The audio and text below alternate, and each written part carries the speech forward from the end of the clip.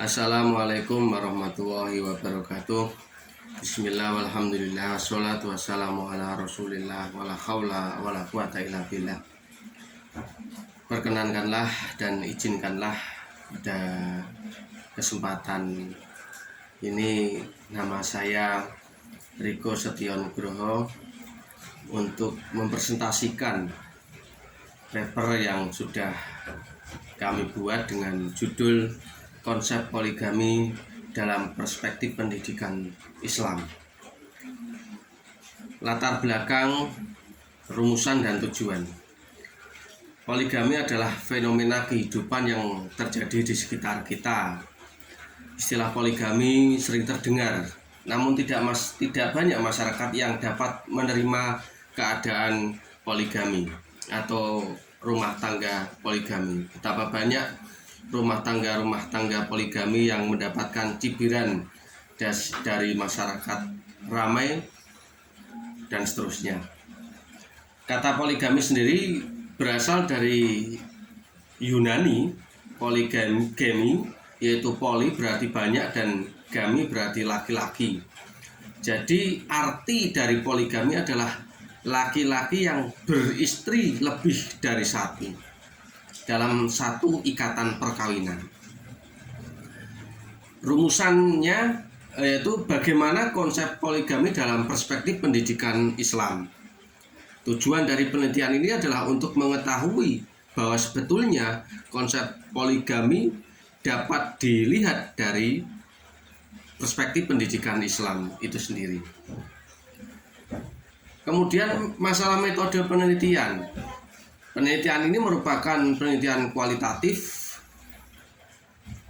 Sumber data dalam penelitian ini adalah dengan menggunakan literatur pustaka yang terkait dengan tema ini dan hasil wawancara dengan salah satu informan.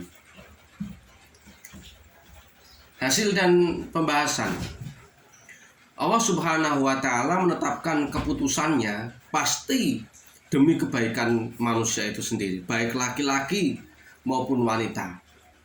Memang poligami dalam realita selain menimbulkan akibat negatif, misalnya satu contoh gagalnya rumah tangga poligami yang berujung kepada perceraian dan terlantarnya anak-anak dari suami istri yang sudah bercerai.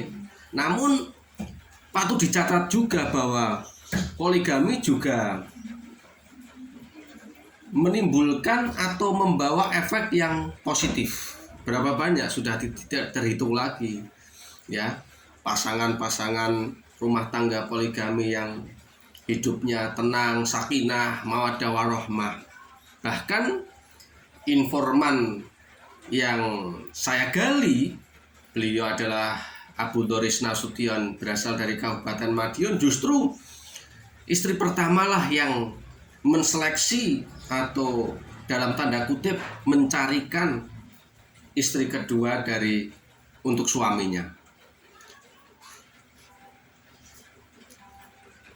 Dan ini adalah fakta yang tidak bisa kita tolak. Adil atau tidak adil hanya bisa dibuktikan apabila kasus poligami itu secara kasus per kasus. Jadi tidak bisa digeneralisir bahwa adil itu harus sekian-sekian dan sebagainya. Rasulullah SAW sebagai sang pendidik agung merupakan panutan baik dalam perkataan perbuatan yang semuanya adalah sebagai tuntunan, termasuk dalam rumah tangga poligami. Rasulullah dalam sunnahnya sebagai dasar dalam berbuat adil terhadap istri-istrinya. Beliau mempergauli istri-istrinya dengan cara yang baik, membagi waktu yang baik, secara adil dalam semua aspek kehidupan, baik yang bersifat lahir, misalnya masalah sandang, pangan, papan, ya, biaya untuk anak yang harus adil, dan memberikan kasih sayang kepada istrinya, bergaul dengan cara yang ma'ruf, menghargai, menghormati istri, Bahkan beliau sebagai seorang nabi tauladan tidak jarang untuk membantu istri-istrinya dalam pekerjaan rumah tangga, berlemah lembut dan seterusnya. Kemudian syarat seorang suami dalam berpoligami, di samping memiliki ilmu dan iman, dan ini adalah harga yang tidak bisa ditawar, karena ilmu itu adalah pondasi dasar, iman juga sebagai landasan yang paling pokok. Bagaimana orang menjadi seorang suami ketika berpoligami, dia tidak tahu bagaimana cara memimpin, bagaimana cara mendidik istrinya ketika saat menjumpai istri-istrinya sedang cemburu, bagaimana memanajemen konflik yang ada, karena konflik itu pasti ada, karena tidak ada rumah tangga baik monogami maupun poligami itu yang sepi dari konflik. Tetapi justru itulah sebagai pembuktian bagaimana seorang suami itu memiliki qawamah, kepemimpinan dalam rumah tangga poligami itu sendiri. Iman, ilmu, dan yang paling penting adalah qawamah. Qawamah bisa bermakna rois atau pemimpin, bisa bermakna tetua atau yang dituakan, bisa bermakna sebagai hakim, pemutus perkara ketika anggota keluarganya, entah antara istri satu dengan istri yang lain bermasalah, maka seorang suami harus hadir sebagai hakim atau penentu kebijakan. Dan yang paling penting adalah seorang suami adalah sebagai seorang murabbi atau pendidik, baik pendidik untuk istri-istrinya juga untuk anak-anak mereka. 4 hal tersebut sangat bergantung kepada kemampuan leadership dari seorang suami, kedewasaan, ketegasan, dan pendidikan suami kepada istri-istrinya. Dengan kata lain, sangat mudah dicapai saat suami mau belajar dan berlatih. Tentunya ini poinnya adalah ini terkait dengan tujuan pencarian ilmu dalam Islam. Salah satunya adalah menanamkan sifat keadilan dalam diri seseorang.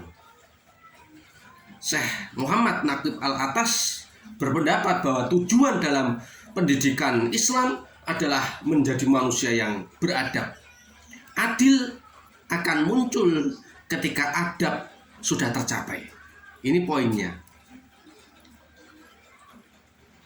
Kemudian kalau kita lihat dalam sejarah, para pendahulu umat ini yang oleh Nabi disebut sebagai generasi yang terbaik termasuk dalam mengamalkan poligami, yang mencerminkan kebahagiaan dan mendapatkan keberkahan yang bermacam-macam atau multi manfaat. Pengamalan syariat poligami dapat meneguhkan kehidupan sosial, politik, ekonomi, dakwah, dan pembangunan bangsa itu sendiri. Cobalah kalau kita lihat Rasulullah SAW menjadi menantunya sahabat Abu Bakar dan Umar sekaligus beliau adalah mertuanya sahabat Utsman dan Ali.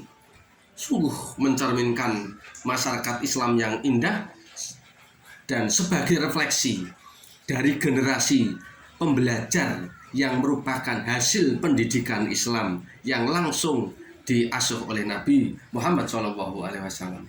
Simpulan dan saran, hasil penelitian menunjukkan bahwa menjalani rumah tangga poligami adalah pilihan setiap muslim yang harus secara sadar dan penuh tanggung jawab, bukan atas desakan dan paksaan siapapun. Meskipun demikian, masih banyak rumah tangga poligami yang tidak berhasil, yang berujung kepada perceraian. Dengan demikian, modal seorang suami di samping iman dan ilmu adalah sifat qawamah yang di dalamnya melekat sifat leadership dan murabbi bagi istri-istrinya. Sehingga antara suami dan istri harus selalu belajar dengan niat yang benar dalam rangka menanamkan adab dalam pribadi, karena hasil dari adab akan melahirkan keadilan itu sendiri. Terima kasih. Mohon maaf atas segala kekurangannya. Mudah-mudahan bermanfaat. Akhirul kalam, wassalamualaikum warahmatullahi wabarakatuh.